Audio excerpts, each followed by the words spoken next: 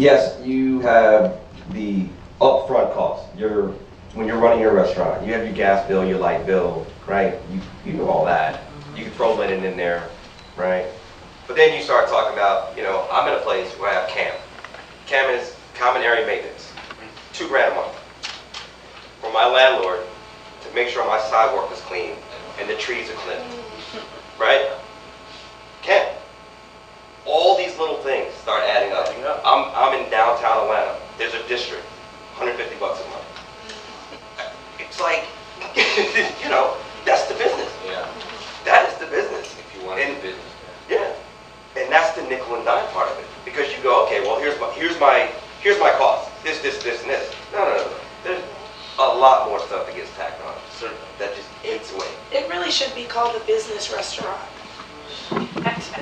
To your first earlier question, you said, what do you think?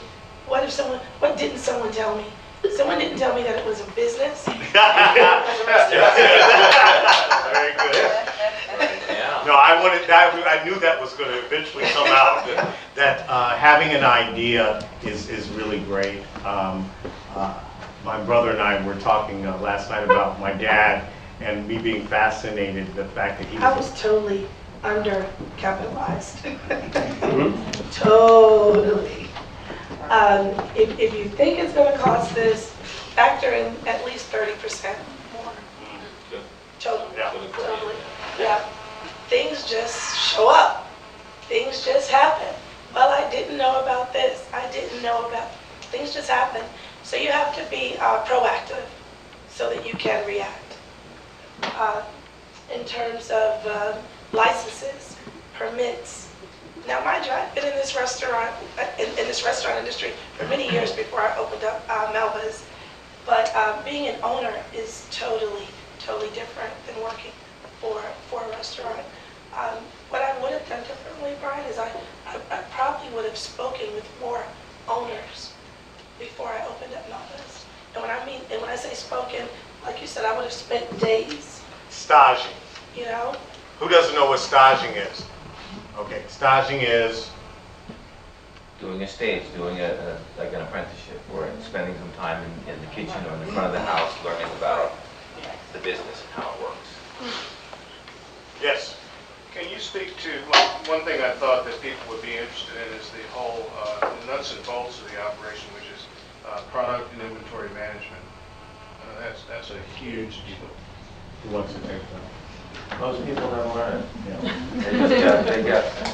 They don't like, people don't like doing anything math related. Most people aren't good at math, so. Most people in our industry don't go into, are math people, so that's why they go into the restaurant. Yeah, right. It's like gambling. Most people like to gamble. Most people are bad at math. That's why the casinos make money. So, but it's like people don't like to do P&L statements. They don't like to do inventory. They don't like to do like the basic nuts and bolts. And then there's a whole HR component, human resources on compliance with insurances. That I didn't know I was supposed to do that. I didn't know I was supposed to do that. There's the poor man's tax on a restaurant. Being invested. Inventory. Inventory is a huge deal with us. I think one of the biggest losses in our business is food costs. And lack of inventory, which equals mismanagement of funds.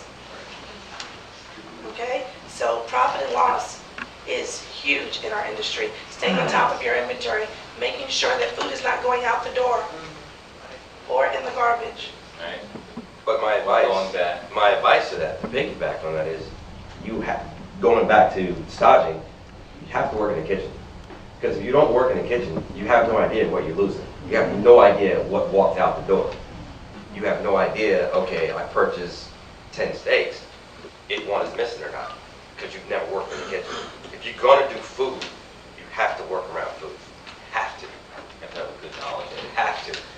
I mean, in New York, going back to what you were saying, in New York City, Frank and I just became involved with New York City, which Marcus is also involved. Trying to get loans the conventional way, which, forget about it. You want to open a restaurant, you go to a bank, they're going to say no. I mean, you only have to sit down. No. Not attractive to. And the reason why There's not even an application. Exactly. Right? No. Every other business, a restaurant, no. No. And they always want to give you the stat, how many restaurants fail. And so when you start looking at this, right, everybody gets put into this one ball, okay? Now, High risk business. there is the equation of people that do this, live, breathe, eat, sleep, drink this. There's a much higher success rate. But then there's the doctor, the athlete, the real estate broker, etc., that has money and goes, I'm going to open a restaurant. And 9 times out of 10, they close within a year. That gets put into the pool as well. Right. And so it is skewed. It's totally skewed. But just know, a couple of wrong turns, you can fail. And that's why it's so important you don't skip any step. You have to be in it. You have to work it. You have to know front and back of the house before you take it on. Yes. I just want to ask. Being invested in this, I hope that, I'm sure that you've heard some things, some seeds were planted. I can't even, this was such a dream, first of all, to be able to get back here and see my friends and meet new friends, and this is an annual event. This is a lot to look forward to. Thank you all.